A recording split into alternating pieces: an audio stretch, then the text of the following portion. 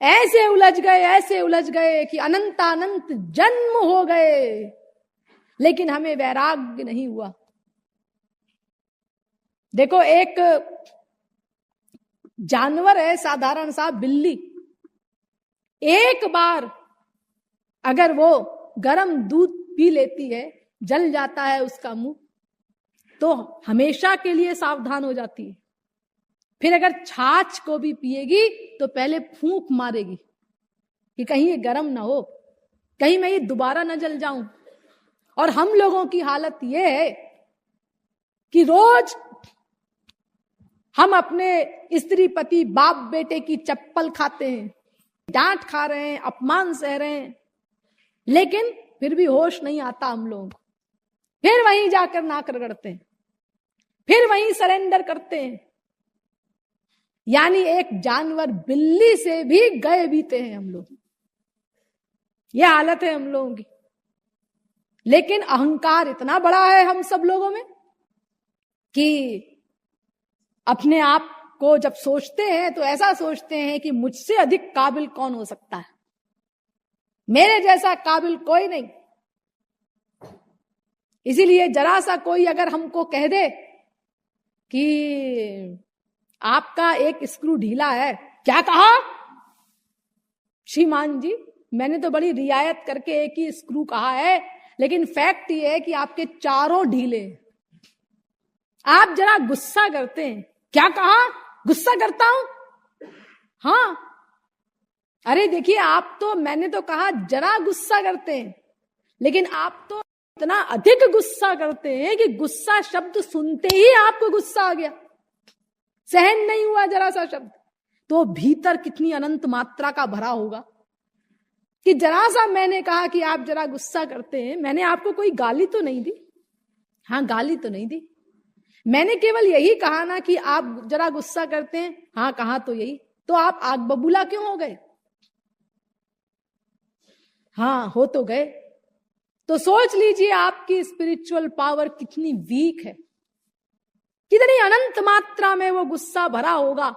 जो मेरे गुस्सा करते हैं ये कहते ही आ गया, अरे वो गुस्सा कोई आदमी तो नहीं है कि वो सुन रहा था और आ गया अपना नाम सुनते ही, ऐसा तो नहीं है। यानी अनंत मात्रा के ये दोष भरे पड़े हैं हमारे अंदर, इतने गिरे हुए हैं हम लोग। लेकिन फिर भी जब हम दूसरों के सामने बैठेंगे तो अपना ये दिखाने का प्रयत्न करेंगे कि हमारे जैसा समझदार कोई नहीं, हमारे जैसा काबिल कोई नहीं। दूसरे को देख करके अपना, उसकी नाक अच्छी नहीं है, उसके कान अच्छे नहीं है, उसका मुंह अच्छा नहीं है, उसका ये चीज अच्छी नहीं है, उसको साड़ी ढंग से पहननी नहीं आती, सबके अंदर हमें कमियां ही दिखाई देती। और जब अपने आप को देखेंगे, हाँ मेरा सब कुछ ठीक ठाक है, मेरे अंदर कोई कमी नहीं। अपने आप को जब शीशे में देखते हैं क्या विभोर होते हैं, हमारा सब कुछ ठीक ठाक है, भगवान के बाद बस हमारा ही नंबर है। यहां तक कि जिसकी एक आंख है, काना है, वो भी जब शीशे में देखता है तो सोचता है कि जब मेरी एक आंख में इतना कमाल है, मैं इतना सुंदर लगता हूं, तो दोनों आंखें होती तो क्या बात होती। अहंकार का हम लोगों का ये हाल है। तो देखिए अनंत जन्म हो गए, लेकिन हमको इन खिलौनों से वैराग्य नहीं हुआ। तो ये 5 प्रकार के खिलौने भगवान ने दिए हैं हमको, ऐसा वो भक्त कहता है, 5 ज्ञानेंद्रियों से संबंधित। और यही 5 प्रकार के खिलौने संसारी माँ भी देती है अपने बच्चों को। आपने, जो विवाहित लोग हैं, उन्होंने अपने बच्चों के लिए खिलौने खरीदे होंगे, और जो अविवाहित हैं वो भी लड़कपन में खिलौनों से खेले होंगे। नहीं तो बाजार में तो आपने देखे ही होंगे, अनेक अनेक प्रकार के खिलौने होते हैं। और अरबपतियों के यहाँ तो लाखों रुपयों के खिलौने होते हैं, केवल खिलौने। कोई व्यक्ति अगर देखे और तो कहे इनका दिमाग खराब है, बिना वजह ये लाखों रुपया खर्च कर रहे हैं खिलौनों के ऊपर खाली। अरे भाई, आप 5,000 कमाते हैं तो 50 रुपए का खिलौना लाते हैं अपने बच्चे के लिए। उनकी महीने की 1 करोड़ की इनकम है तो 1 लाख का खिलौना क्यों नहीं लाएंगे? तो ये संसार में जो खिलौने होते हैं ये भी 5 प्रकार के होते हैं। किसी कोई देखने के होते हैं खाली, वो नीला पीला काला, उसको बच्चा देखता रहता है, कहीं किसी में लाइट जल रही है, किसी में कुछ। और कुछ बोलने के होते हैं, अपना चू चू पी पी करता रहता है। आजकल कई खिलौने गाना गाते रहते हैं, वो सब देखता रहता है बच्चा। यानी ये 5 प्रकार के खिलौने जैसे संसार में होते हैं, ऐसे ही भगवान ने भी अपना जो है ये 5 प्रकार के खिलौने हमको संसार में दिए हैं। और ऐसे खिलौने दिए हैं इतनी बढ़िया क्वालिटी के, इतने आलीशान, कि बड़े बड़े योगींद्र मुनींद्र जो है चक्कर खा जाते हैं, उन खिलौनों में आसक्त हो जाते हैं। क्योंकि वो बाप हमारा बड़ा आलीशान है ना, सर्वशक्तिमान है, इसीलिए उसके खिलौने भी टॉप क्लास के हैं, जो बड़े बड़ों को नचा डालते हैं। ऐसे है वो। विधि हरि शंभु नचावन हारे। लेकिन है 5 प्रकार के, केवल 5 प्रकार के। अब एक एक में अनंत अनंत भेद है, वो बात अलग है। एक एक खिलौने में अनंत अनंत भेद। जैसे देखो, एक मनुष्य को ही ले लो, 6 अरब के लगभग मनुष्य हैं संसार में, हाँ, लेकिन सबकी हर चीज अलग अलग। एक अंगूठे को ही अगर ले लिया जाए और 6 अरब के लगभग जो मनुष्य हैं उन सबकी अंगूठा निशानी अगर ले ली जाए तो सबकी अलग अलग होगी। देखो, देखने में सबकी अंगूठे की शक्ल एक सी लगती है, ध्यान दीजिए, सबकी अंगूठे की शक्ल देखने में एक सी लगती है, लेकिन अगर निशानी उसकी ली जाए तो एक्सपर्ट पकड़ लेगा, वो पहचान में आ जाएगा कि कौन किसका अंगूठा है। इतनी भिन्नता बनाने वाले का कमाल देखो जरा। अंगूठे में भी इतनी भिन्नता, इसी प्रकार आंख में भिन्नता, इसी प्रकार नाक में भिन्नता, इसी प्रकार मुख में भिन्नता, इसी प्रकार आवाज तक में भिन्नता। भले ही वो 2 जुड़वा बच्चे हों तो भी उनमें भिन्नता होती। इतने सारे करोड़ों वृक्ष बनाए भगवान ने, सबके पत्तों में भिन्नता, फूलों में भिन्नता, फलों में भिन्नता। सोचो क्या कमाल है बनाने वाले की, क्या बुद्धि होगी, कौन समझ सकता है। बड़े बड़े वैज्ञानिक सरेंडर कर चुके, उनकी बुद्धि कुंठित हो जाती है, समझ नहीं पाते इसको। बड़े बड़े नोबेल पुरस्कार विजेता वैज्ञानिक लोग, उन्होंने भी हार मानी और अंत में कहना पड़ा उनको कि भाई ये इसके पीछे किसी सर्वशक्तिमान का हाथ है।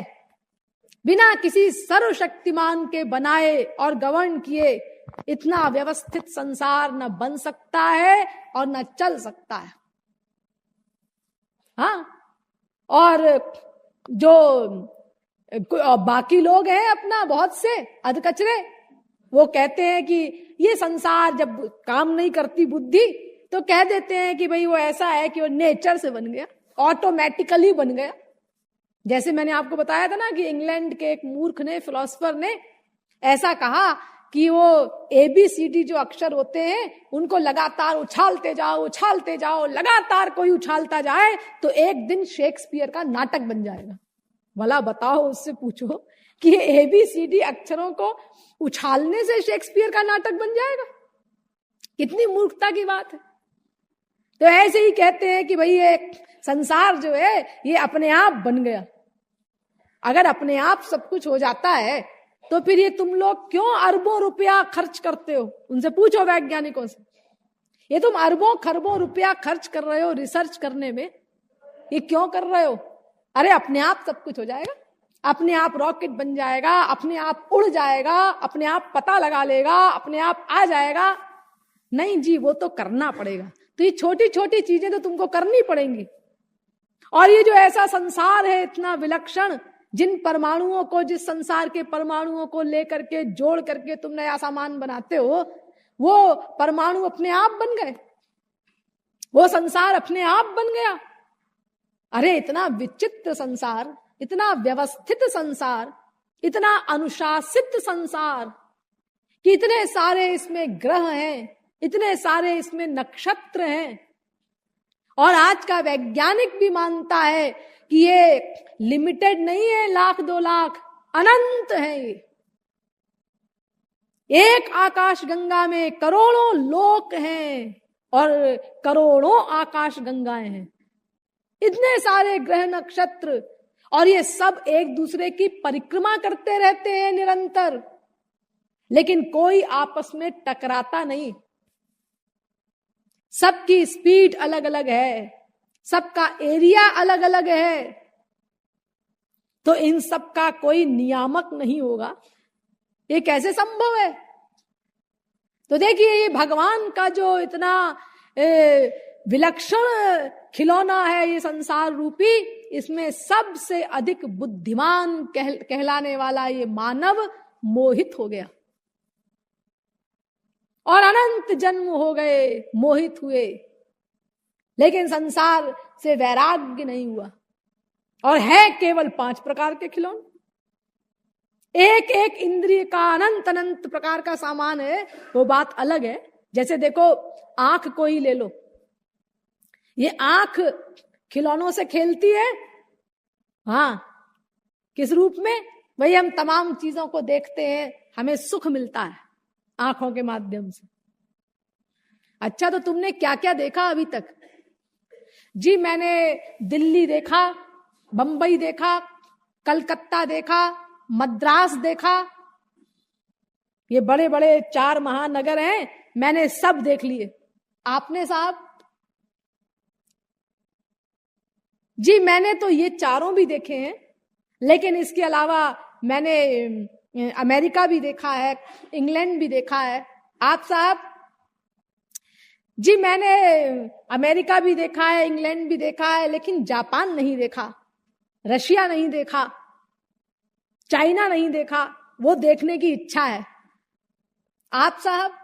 जी, मैं तो सब देशों में घूम चुका हूं और अब चंद्रलोक की टिकट बुक कराई है मैंने, वहां जाकर के देखूंगा।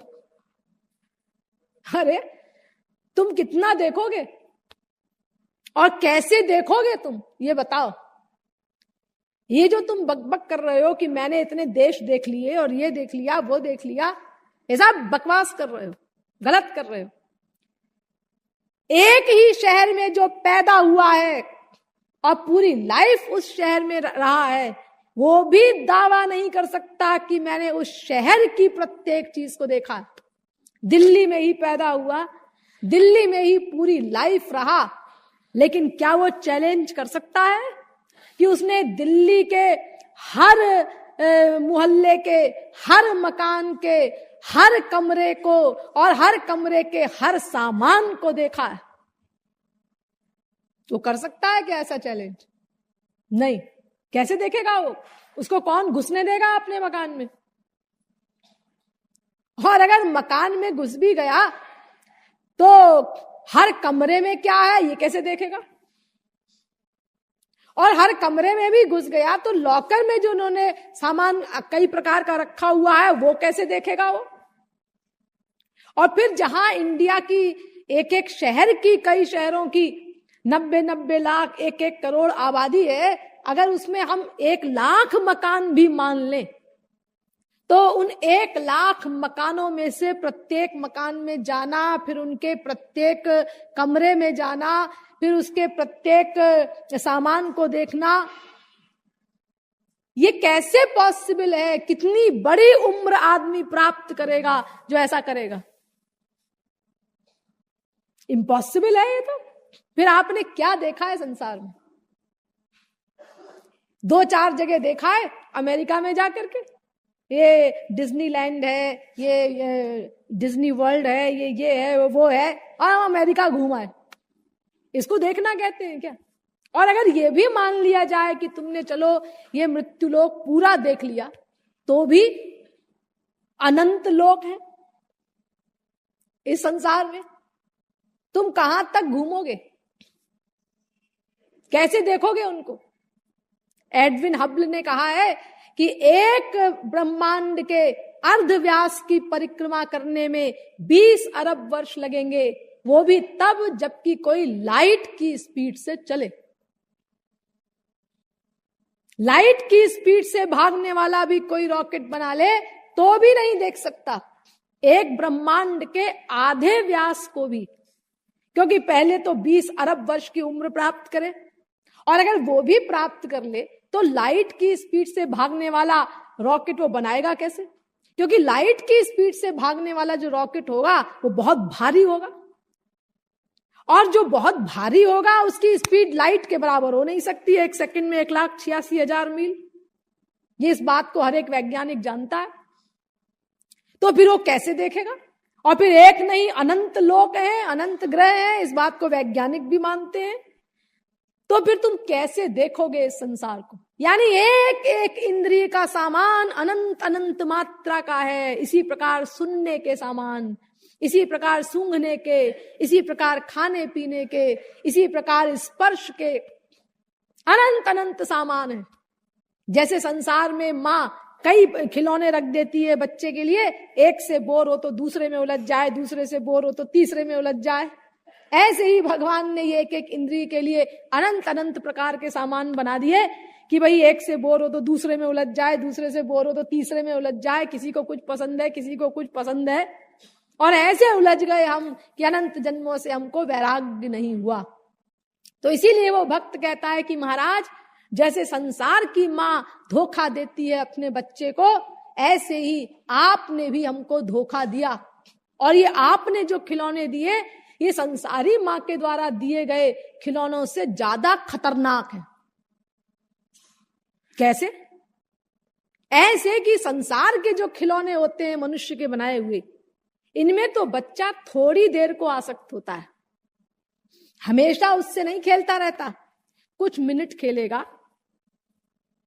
आधा घंटा, 1 घंटा, 2 घंटा, 4 घंटा लगा लो, उसके बाद उसको उससे वैराग्य होगा, उसको छोड़ देता है वो बच्चा। मां की याद आती है उसको, विरक्ति हो गई बच्चे को। लेकिन आपके बनाए हुए खिलौने तो इतने भयानक हैं कि अनंतानंत जन्म हो गए, लेकिन हमने खिलौने को खिलौना ही नहीं समझा।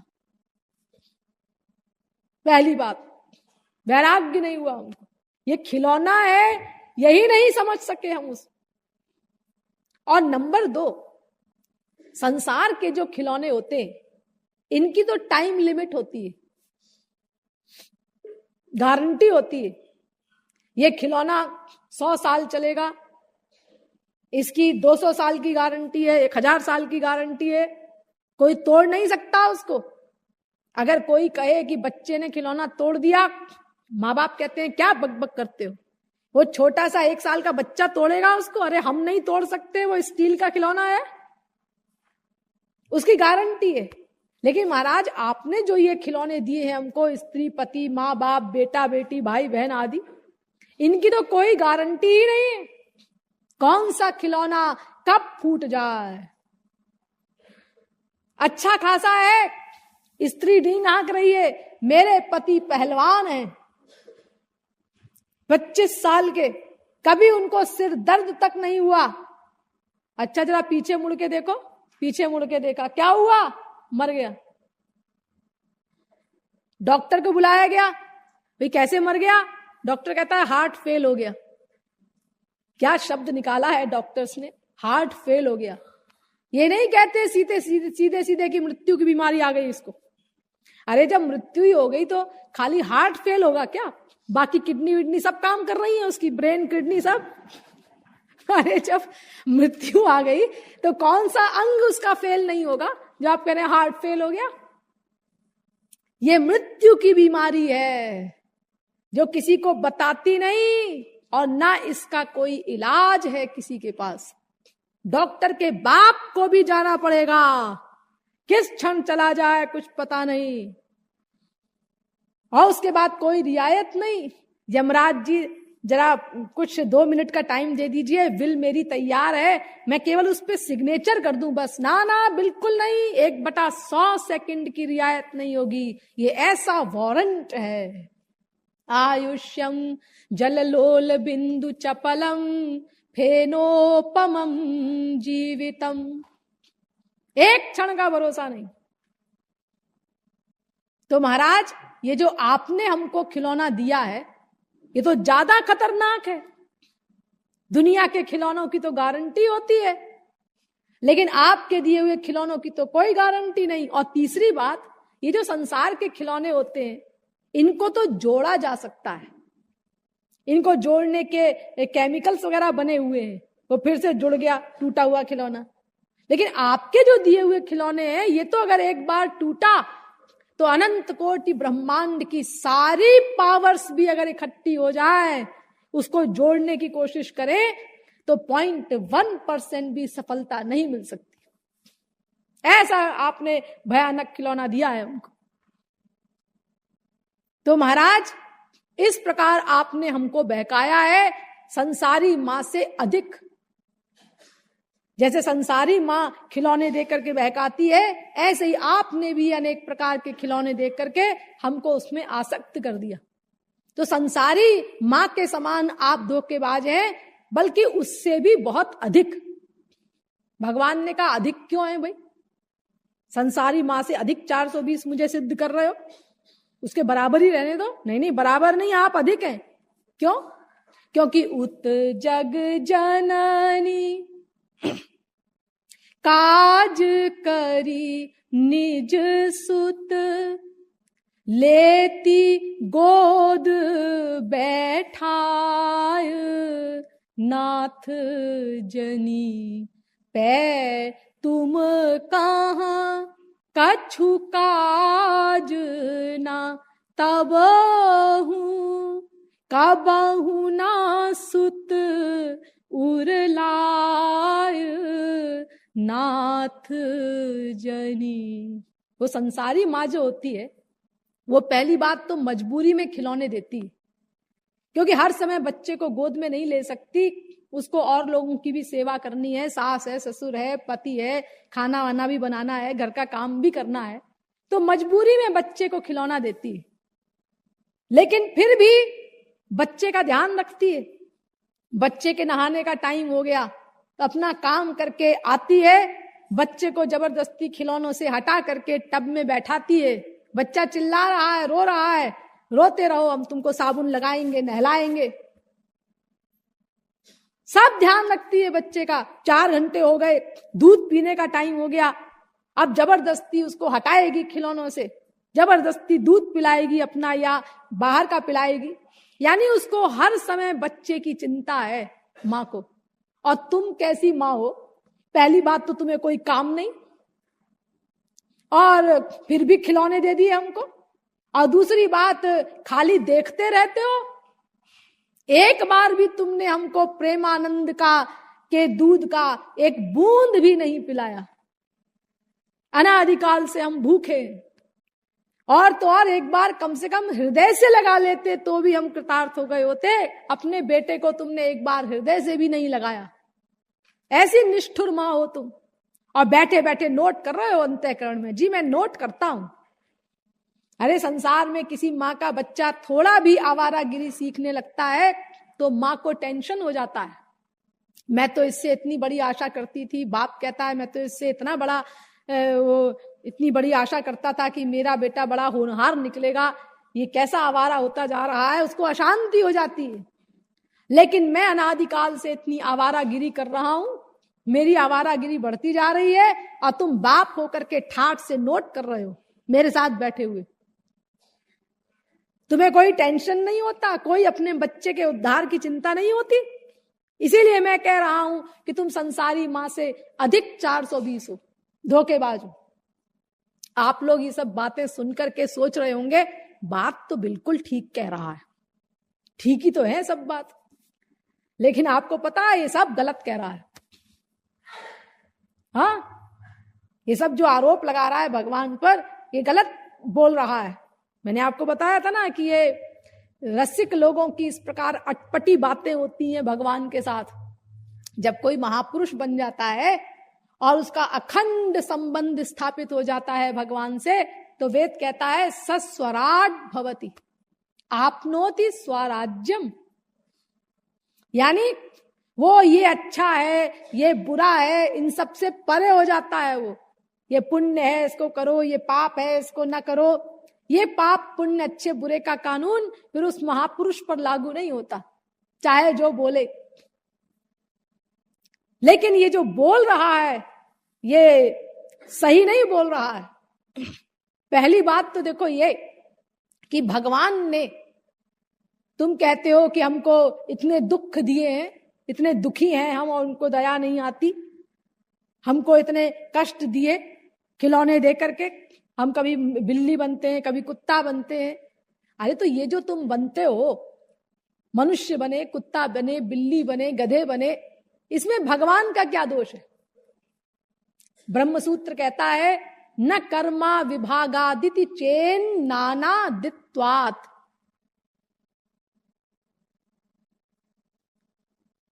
यानी अपने कर्मों का परिणाम भोगता है मनुष्य।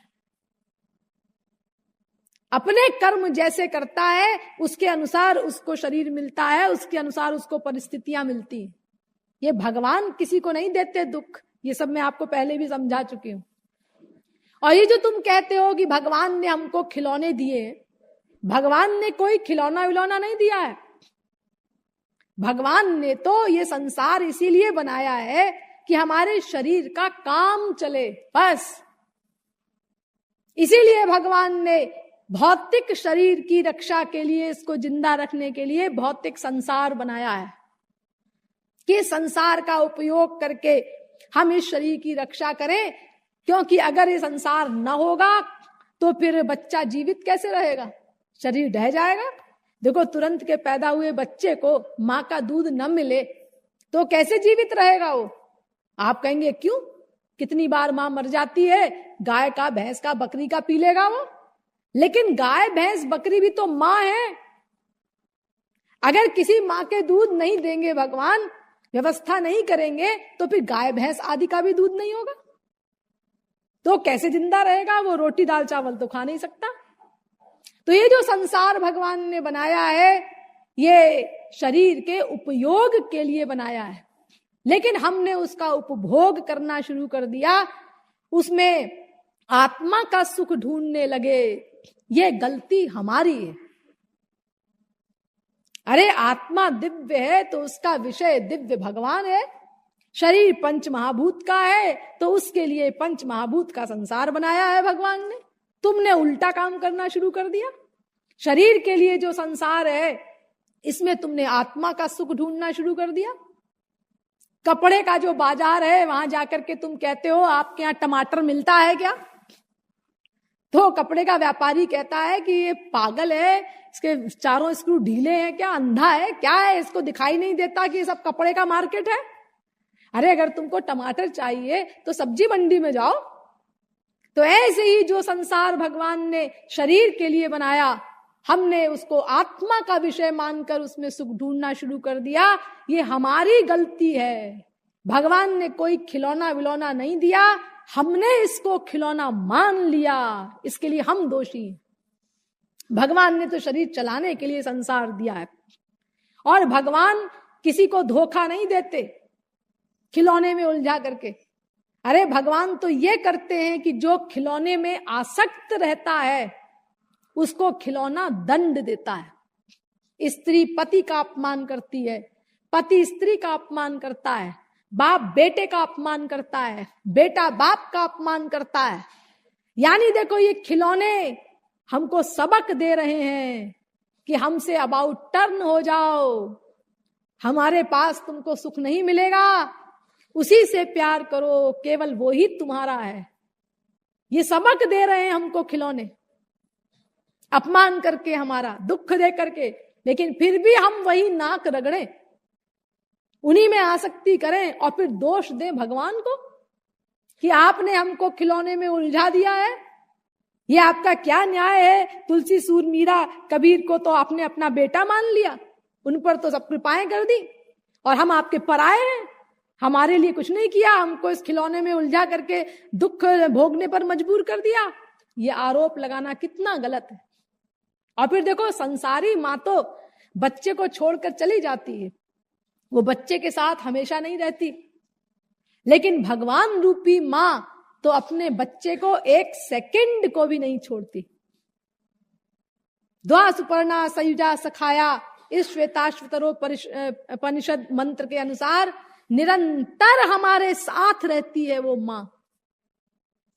चाहे हम कुत्ता बने, चाहे बिल्ली बने, चाहे गधा बने, हम नरक में जाएं, स्वर्ग में जाएं, मृत्युलोक में रहें, चाहे जहां रहें, वो मां हमको 1/100 सेकंड के लिए भी नहीं छोड़ती और अनेक प्रकार से चेष्टा करती है, अपने संतों को भेज करके, वेदों शास्त्रों को प्रकट करके, स्वयं भी आती है अवतार ले करके कि किसी प्रकार ये बच्चा ये समझ ले कि ये खिलौने नहीं है, इनको खिलौना समझ करके जो आसक्त हो गया है, इसकी आसक्ति हटे और केवल मुझ में हो जाए और इसका कल्याण हो जाए, इसके लिए हर प्रकार से वो मां चेष्टा करती। उसने कोई धोखा नहीं दिया।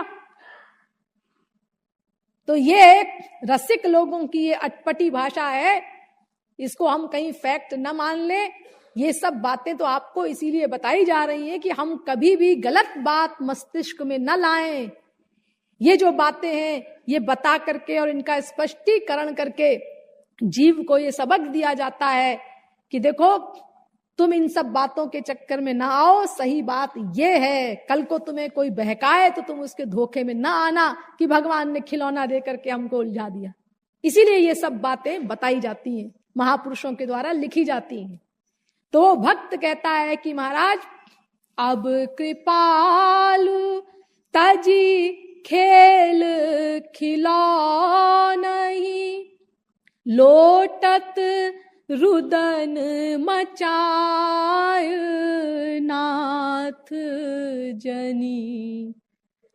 अब महाराज मैंने समझ लिया है कि ये संसार ये मेरा नहीं है और इनसे मुझे खिलौनों से सुख नहीं मिल सकता। तो जैसे बच्चा जब जान लेता है ये नकली है, ये निपिल माँ ने मेरे मुंह में डाल दिया है तो रबड़ का है, नकली है, इसमें तो पानी भी नहीं निकल रहा है, दूध की कौन कहे, तो वो बच्चा उसका वहीं परित्याग करके और लड़ने नहीं जाता माँ से, जहां बैठा है वहीं अपने पैर रगड़ करके रोने लगता है, जोर से रोना शुरू कर देता है। तो माँ कहती अरे क्या हुआ, इसने क्यों रोना शुरू कर दिया? ओ ये समझ गया कि नकली है। दौड़ करके जाती है माँ और उसको अपना दूध पिलाती है। तो जब संसार की स्वार्थी माँ भी तुरंत जाती है, बच्चे को गोद में उठा लेती है, तो आप तो अकारण करुणामयी अम्बा हैं। जब मैं इन खेल खिलौनों को अब मैंने निश्चय कर लिया है कि मैं त्याग करके उसी बच्चे की तरह आपको रोकर पुकारूंगा, आपके शरणागत होऊंगा, तो आप कैसे कृपा नहीं करेंगे? निश्चित आपकी कृपा होगी। तो देखो शरणागत होते ही भगवान की तत्काल कृपा होती है। जिस क्षण हमारी सही शरणागति होती है और भगवान की कृपा होते ही भिद्यते हृदय ग्रंथिश छिद्यन्ते सर्व संशयाः क्षीयन्ते चास्य कर्माणि तस्मिन् दृष्टे परावरे। मुंडकोपनिषद दूसरे मुंडक के दूसरे खंड का 8वां मंत्र। यही भागवत में भी आया है इसी प्रकार का श्लोक, बिल्कुल ज्यों का त्यों लगभग। भिद्यते हृदय ग्रंथिश छिद्यन्ते सर्व संशयाः क्षीयन्ते चास्य कर्माणि दृष्ट एवाखिलात्मनि। यानी कंप्लीट सरेंडर हुआ और भगवान ने कृपा की तो उनकी कृपा करते ही हृदय की गांठ खुल जाती है, सारे संशय छिन्न भिन्न हो जाते हैं, तर्क वितर्क कुतर्क अतितर्क सारे प्रश्न सब समाप्त, और अनंत जन्म के अनंत पापों से जीव मुक्ति प्राप्त कर लेता है, माला माल हो जाता है। और उसी क्षण से भगवान उसका ठीक उसी प्रकार से योगक्षेम वहन करते हैं जैसे कि एक माँ तुरंत के पैदा हुए बच्चे की रखवाली करती है, बिल्कुल उसी प्रकार। करऊं सदा तिन्ह की रखवारी जिमि बालक राखई महतारी। गाह शिशु बच्छ अनल अहि धाई ताहाँ राखई जननी अर गाई। बिल्कुल एक माँ के समान शरणागत होते ही, कुछ न करने की अवस्था पर पहुंचते ही ऐसे अकारण करुण है कि जैसे ही तुम इस अवस्था पर पहुंचे वो अनंत कृपाओं का भंडार खोल देंगे तुम्हारे लिए। उनमें से कुछ कृपा जो भगवान शरणागत होने पर जीव के प्रति करते हैं, उनमें से कुछ कृपा हम आप लोगों को भी बताएंगे, लेकिन आज नहीं, कल। बोलिए वृंदावन बिहारी लाल की, श्रीमद् सद्गुरु सरकार की।